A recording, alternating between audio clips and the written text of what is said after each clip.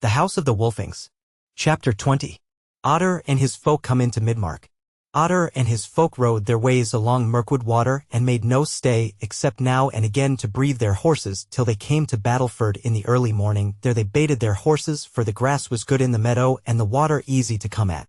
So after they had rested there a short hour and had eaten what was easy for them to get, they crossed the ford and wended along Mirkwood water between the wood and the river, but went slower than before lest they should weary their horses. So that it was high noon before they had come out of the woodland way into Midmark, and at once as soon as the whole plain of the mark opened out before them, they saw what most of them looked to see, since none doubted Hrosshild's tale, and that was a column of smoke rising high and straight up into the air, for the afternoon was hot and windless. Great wrath rose in their hearts thereat, and many a strong man trembled for anger, though none for fear, as Otter raised his right hand and stretched it out towards that token of wrack and ruin. Yet they made no stay, nor did they quicken their pace much, because they knew that they should come to Barham before night fall, and they would not meet the Romans wayworn and haggard, but they rode on steadily, a terrible company of wrathful men. They passed by the dwellings of the kindreds, though save for the Galtings the houses on the east side of the water between the Barings and the Wildwood road were but small, for the thicket came somewhat near to the water and pinched the meadows.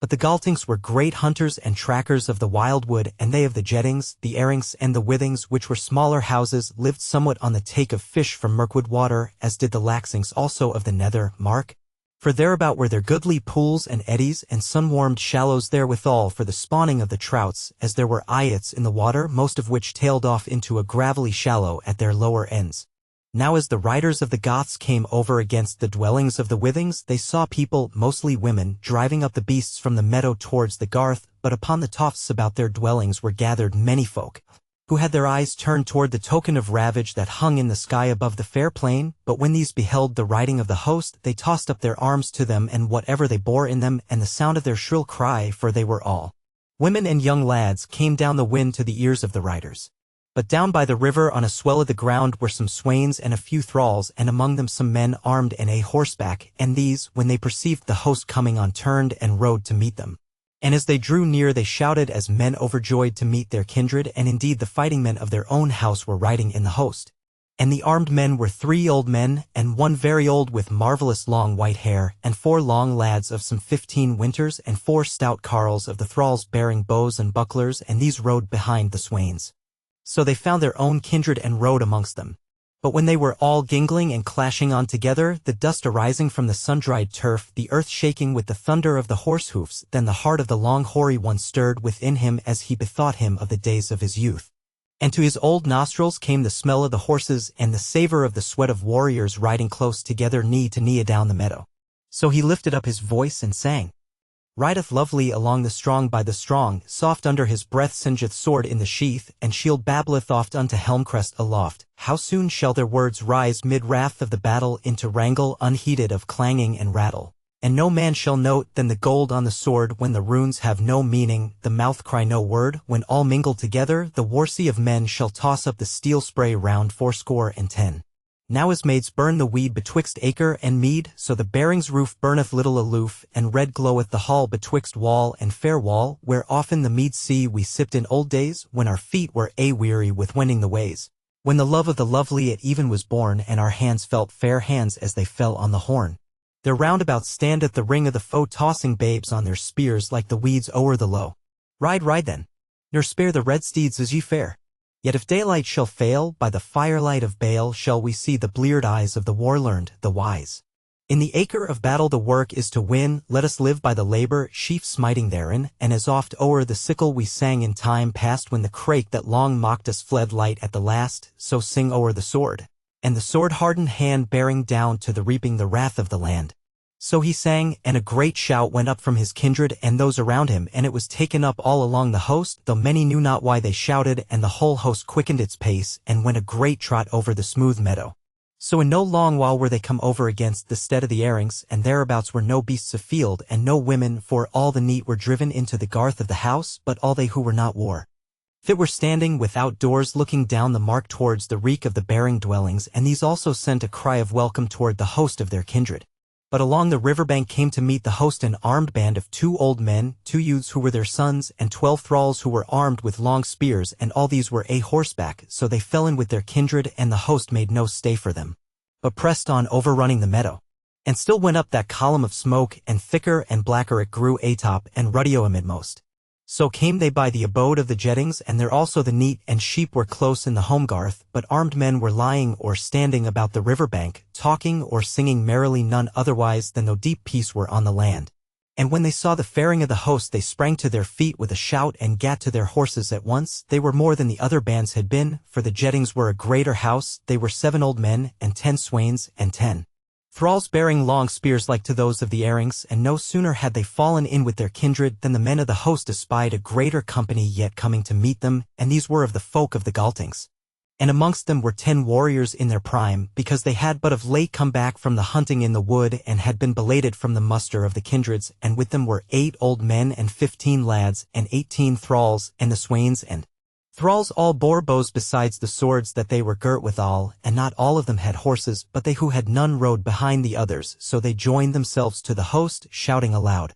And they had with them a great horn that they blew until they had taken their place in the array, and whereas their kindred was with Theodulf, they followed along with the hinder men of the Shieldings. So now all the host went on together, and when they had passed the Galting abodes, there was nothing between them and Bareham, nor need they look for any further help of men. There were no beasts of field nor any to herd them. And the stay-at-homes were within doors, dighting them for departure into the wildwood if need should be. But a little while after they had passed these dwellings came into the host 2 swains of about 20 winters, and a doughty maid, their sister, and they bare no weapons save short spears and knives. They were wet and dripping with the water, for they had just swum Mirkwood water. They were of the Wolfing house, and had been shepherding a few sheep on the west side of the water, when they saw the host faring to battle, and might not refrain them, but swam their horses across the swift deeps to join their kindred to live and die with them. The tale tells that they 3 fought in the battles that followed after, and were not slain there, though they entered them unarmed, but lived long years afterwards. Of them need no more be said.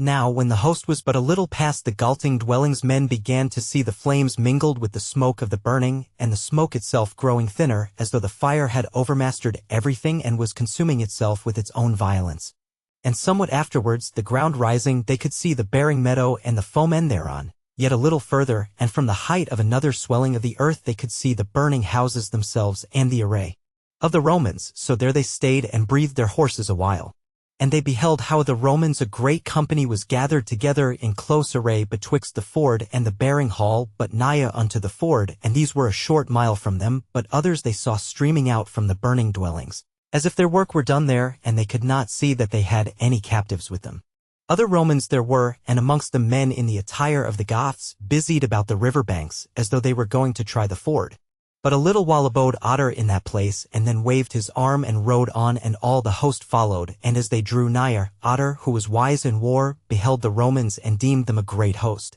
and the very colonel and main body of them many more than all his company, and moreover they were duly and well arrayed as men waiting a foe. So he knew that he must be wary, or he would lose himself and all his men. So he stayed his company when they were about 2 furlongs from them, and the main body of the foe stirred not, but horsemen and slingers came forth from its sides and made on toward the Goths, and in 3 or 4 minutes were within bowshot of them. Then the bowmen of the Goths slipped down from their horses and bent their bows and knocked their arrows and let fly, and slew and hurt many of the horsemen who endured their shot but for a minute or 2, and then turned rein and rode back slowly to their folk. And the slingers came not on very eagerly, whereas they were dealing with men a horseback, and the bowmen of the Goths also held them still. Now turned Otter to his folk and made them a sign, which they knew well, that they should get down from their horses, and when they were afoot the leaders of 10s and 100s arrayed them into the wedge array with the bowmen on either flank. And Otter smiled as he beheld this a-doing, and that the Romans meddled not with them, belike because they looked to have them good cheap, since they were but a few wild men.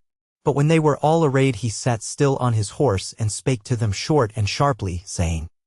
Men of the Goths, will ye mount your horses again and ride into the wood and let it cover you, or will ye fight these Romans? They answered him with a great shout and the clashing of their weapons on their shields. That is well, quoth Otter, since we have come so far, for I perceive that the foe will come to meet us, so that we must either abide their shock or turn our backs. Yet must we fight wisely, or we are undone, and Theodulf in risk of undoing. This have we to do if we may, to thrust in between them and the ford, and if we may do that, there let us fight it out till we fall one over another. But if we may not do it, then will we not throw our lives away, but do the foemen what hurt we may without mingling ourselves amongst them, and so abide the coming of Theodulf. For if we get not betwixt them and the ford, we may in no case hinder them from crossing. And all this I tell you that you may follow me wisely, and refrain your wrath, that ye may live yet to give it the rein when the time comes. So he spake, and got down from his horse, and drew his sword, and went to the head of the wedge-array, and began slowly to lead forth. But the thralls and swains had heed of the horses, and they drew aback with them towards the wood, which was but a little way from them.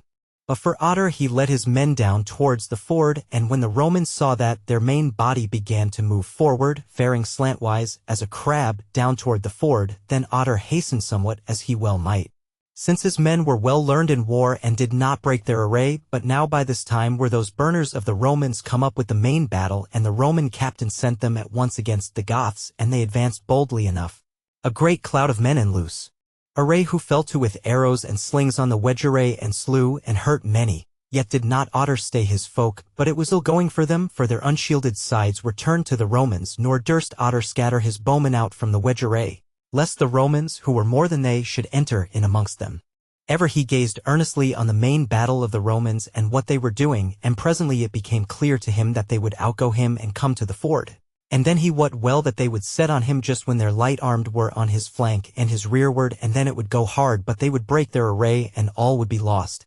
Therefore he slacked his pace, and went very slowly, and the Romans went none the slower for that, but their light-armed grew bolder, and drew more together as they came nigh to the Goths, as though they would give them an onset. But just at that nick of time Otter passed the word down the ranks, and, waving his sword, turned sharply to the right, and fell with all the wedge-array on the clustering throng of the light-armed, and his bowmen spread out now from the right flank of the wedge-array, and shot sharp and swift, and the bowmen on the left flank ran forward swiftly till they had cleared the wedge-array, and were on the flank of the light-armed Romans, and they, what between the onset of the swordsmen and spearmen of the Goths, and their sharp arrows, knew not which way to turn, and a great slaughter befell amongst them, and they of them were the happiest who might save themselves by their feet. Now after the storm, and after these men had been thrust away, Otter stayed not, but swept round about the field toward the horses, and indeed he looked to it that the main battle of the Romans should follow him, but they did not, but stayed still to receive the fleers of their light-armed. And this indeed was the good hap of the Goths, for they were somewhat disordered by their chase of the light-armed, and they smote and spared not,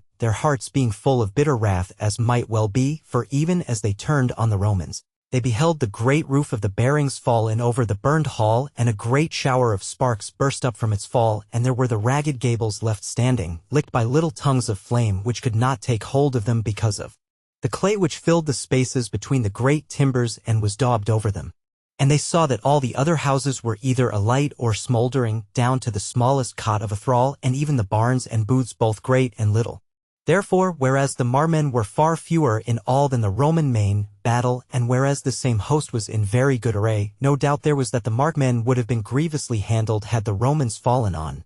But the Roman captain would not have it so, for though he was a bold man, yet was his boldness that of the wolf, that falleth on when he is hungry and skulketh when he is full. He was both young and very rich, and a mighty man among his townsmen, and well had he learned that ginger is hot in the mouth, and though he had come forth to the war for the increasing of his fame, he had no will to die among the Marmen, either for the sake of the city of Rome, or of any folk whatsoever, but was liefer to live for his own sake. Therefore was he come out to vanquish easily, that by his fame won he might win more riches and dominion in Rome, and he was well content also to have for his own whatever was choice amongst the plunder of these wild men, as he deemed them, if it were but a fair woman or two. So this man thought, it is my business to cross the ford and come to Wulfstead, and there take the treasure of the tribe, and have a stronghold there, whence we may slay so many of these beasts with little loss to us that we may march away easily and with our hands full. Even if Manius with his men come not to our aid, as full surely he will. Therefore as to these angry men, who be not without might and conduct in battle, let us remember the old saw that saith, a bridge of gold to a fleeing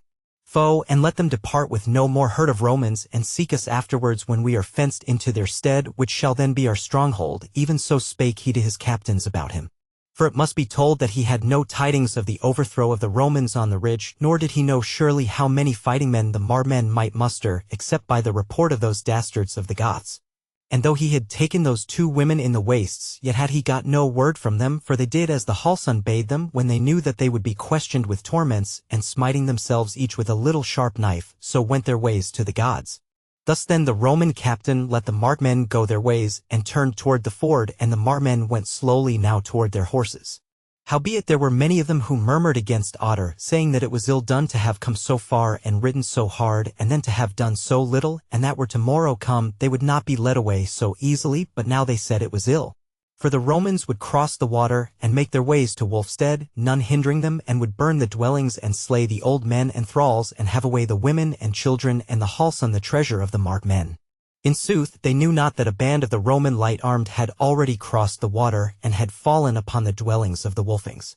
But that the old men and younglings and thralls of the house had come upon them as they were entangled amidst the tofts and the garths, and had overcome them and slain many. Thus went Otter and his men to their horses when it was now drawing towards sunset, for all this was some while a-doing, and betook them to a rising ground not far from the woodside, and there made what sort of a garth they might, with their horses and the limbs of trees and long-shafted spears, and they set a watch and abode in the garth right warily, and lighted no fires when night fell, but ate what meat they had with them, which was but little, and so sleeping and watching abode the morning. But the main body of the Romans did not cross the ford that night, for they feared lest they might go astray therein, for it was an ill ford to those that knew not the water, so they abode on the bank nigh to the water's edge, with the mind to cross as soon as it was fairly daylight. Now Otter had lost of his men some 120 slain or grievously hurt, and they had away with them the hurt men and the bodies of the slain. The tale tells not how many of the Romans were slain, but a many of their light-armed had fallen, since the markmen had turned so hastily upon them, and they had with them many of the best bowmen of the mark.